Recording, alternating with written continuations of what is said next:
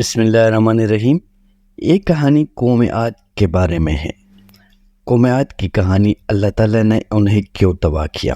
قوم عاد کی کہانی اسلامی تاریخ کی سب سے سبق آموز اور طاقتور کہانیوں میں سے ایک ہے جو قرآن مجید میں کئی بار ذکر کی گئی ہے۔ یہ اللہ تعالیٰ کی قدرت، غرور اور نافرمانی کے انجام اور اس کی رحمت کا ایک واضح سبق ہے۔ آئیے قوم عاد کی کہانی، ان کی نبی، ان کی تباہی اور اس سے حاصل ہونے والے اسباق پر غور کرتے ہیں۔ قوم عاد کون تھے؟ قوم عاد ایک قدیم عرب قبیلہ تھا جو حضرت نوح علیہ السلام کی قوم کے بعد آیا تھا۔ وہ الاحقاف نامی علاقے میں رہتے تھے جو موجودہ یمن اور عمان کے درمیان واقع ہے۔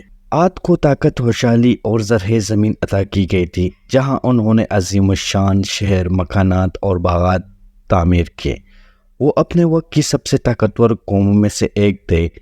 اپنی جسمانی قوت اور بلند عمارتوں کی وجہ سے مشہور تھے، لیکن ان کی طاقت کے ساتھ غرور بھی بڑھتا گیا اور وہ اللہ تعالیٰ کی عبادت سے دور ہو کر بت پرستی اور ظلم و ستم میں مبتلا ہو گئے۔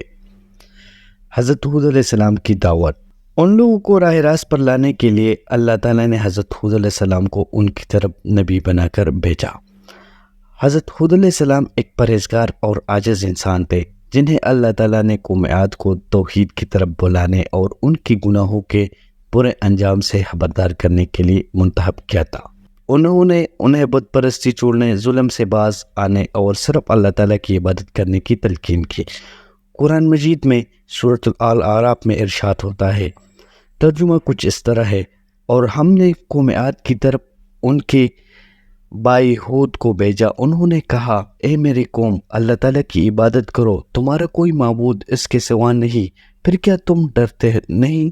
ان کی قوم کے سرداروں نے جو کافر تھے کہا، ہم تو تمہیں بیوقوف سمجھتے ہیں اور تمہیں جھوٹا گمان کرتے ہیں۔ قوم عاد کا غرور۔ حضرت ہود علیہ السلام کی مخلصانہ کوشش کے باوجود قوم عاد نے ان کی دعوت کو تکبر سے ٹکرا دیا۔ انہوں نے نبی کی باتوں کا مذاق اڑایا اور یہ دعویٰ کیا کہ ان کی طاقت اور دولت انہیں ہر قسم کی سزا سے بچا لے گی۔ ان کا غرور اس حد تک بڑھ گیا کہ وہ حضرت ہود علیہ السلام کو چیلنج کرتے ہوئے کہتے کہ اگر وہ سچے ہیں تو اللہ تعالیٰ کی سزا لے آئے۔ قرآن پاک میں ان کا غرور کا ذکر یوں کیا گیا ہے، ترجمہ کچھ اس طرح ہے، عاد نے زمین میں ناحق سرکشی کی اور کہا، ہم سے زیادہ طاقتور کون ہے؟ کیا انہوں نے اور نہیں کیا کہ اللہ تعالیٰ نے جس نے انہیں پیدا کیا اور ان سے زیادہ طاقتور ہے؟ لیکن وہ ہماری نشانیوں کا انکار کرتے رہے۔ قوم عاد کی تباہی۔ حضرت ہود علیہ السلام نے انہیں کئی سال تک سمجھایا اور خبردار کیا، مگر وہ اپنی سرکشی پر ڈٹے رہے۔ آخرکار اللہ تعالیٰ کا عذاب ان پر نازل ہوا۔ پہلے اللہ تعالیٰ نے انہیں ایک شدید خشک سالی میں مبتلا کیا جو 3 سال تک جاری رہی۔ خشک سالی کے باوجود انہوں نے اللہ تعالیٰ سے معافی نہیں مانگی۔ جب انہوں نے ایک بڑی بادل کا ٹکڑا آتے دیکھا تو انہیں لگا یہ بادل بارش لائے گا اور ان کی مشکلات کا خاتمہ کرے گا، لیکن یہ بادل رحمت کے بجائے عذاب لے کر آیا۔ اللہ تعالیٰ نے ان پر ایک خوفناک طوفانی ہوا بھیجی جو 7 راتیں اور 8 دن تک مسلسل چلتی رہی اور ان کی قوم کو مکمل طور پر تباہ کر دیا۔ ان کی عظیم الشان عمارتیں کھنڈرات میں تبدیل ہو گئی اور وہ مضبوط لوگ جو اپنی طاقت پر پہر کرتے تھے کھوکھلے کھجور کے تنوں کی طرح زمین پر بکھر گئے۔ سورۃ الحاقہ میں اللہ تعالیٰ فرماتے ہیں، ترجمہ کچھ اس طرح ہے، اور جہاں تک عاد کا تعلق ہے وہ ایک زوردار تیز ہوا سے ہلاک کر دیے گئے، جیسے اس نے 7 راتیں اور 8 دن لگاتار ان پر مسلط کیا۔ تو تم دیکھتے کہ لوگ اس میں ایسے پڑے ہیں جیسے کھوکھلی کھجور کے تنے ہیں، پھر تم ان میں سے کسی کو باقی دیکھتے ہو؟ اللہ تعالیٰ نے انہیں کیوں تباہ کیا؟ اللہ تعالیٰ نے قوم عاد کو چند اہم وجوہات کی بنا پر تباہ کیا۔ کفر اور بت پرستی۔ باوجود اس کے کہ انہیں اللہ تعالیٰ کی توحید کی یاد دہانی کرائی گئی، وہ بتوں کی عبادت کرتے رہے اور انہوں نے توحید کو تسلیم نہیں کیا۔ قوم عاد اپنی طاقت اور دولت پر غرور کرتے تھے۔ وہ سمجھتے تھے کہ ان کی طاقت انہیں ہر قسم کے عذاب سے بچا لے گی۔ حضرت ہود علیہ السلام کی نافرمانی۔ انہوں نے حضرت ہود علیہ السلام کی نبوت کا مذاق اڑایا اور ان کی ہدایت کو ٹھکرا دیا۔ ظلم اور ناانصافی۔ بت پرستی کے ساتھ ساتھ وہ ظلم اور ناانصافی میں مبتلا تھے جو اللہ تعالیٰ کے عذاب کا باعث بنا۔ قوم عاد کی کہانی سے سبق۔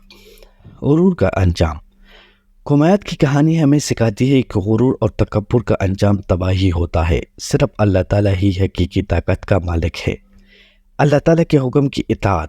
یہ کہانی ہمیں یاد دلاتی ہے کہ اللہ تعالیٰ کے حکم کی نافرمانی اور اس کی نبیوں کی ہدایت کو ٹکرانے کا شدید انجام کا سبق بنتا ہے۔ دنیاوی طاقت کی عارضی حیثیت۔ دنیا کی تمام طاقت عارضی ہے۔ قوم عاد کے عظیم شہر اور ان کی طاقت انہیں اللہ تعالیٰ کے عذاب سے بچا نہ سکی۔ توبہ کی اہمیت۔ قوم عاد کو کئی مواقع دیے گئے کہ وہ توبہ کر لے مگر انہوں نے انکار کیا۔ یہ کہانی ہمیں اللہ تعالیٰ سے معافی مانگنے اور اس کی رحمت کی طرف پلٹنے کی اہمیت بتاتی ہے۔ نتیجہ۔ قوم عاد کی کہانی ہمیں غرور، کفر اور نافرمانی کے نتائج کا ایک واضح سبق دیتی ہے۔ حضرت ہود علیہ السلام کی دعوت اور قوم عاد کی تباہی ایک طاقتور یاد دہانی ہے کہ اللہ تعالیٰ کے احکام کی پیروی نہ کرنے کا انجام کتنا شدید ہو سکتا ہے۔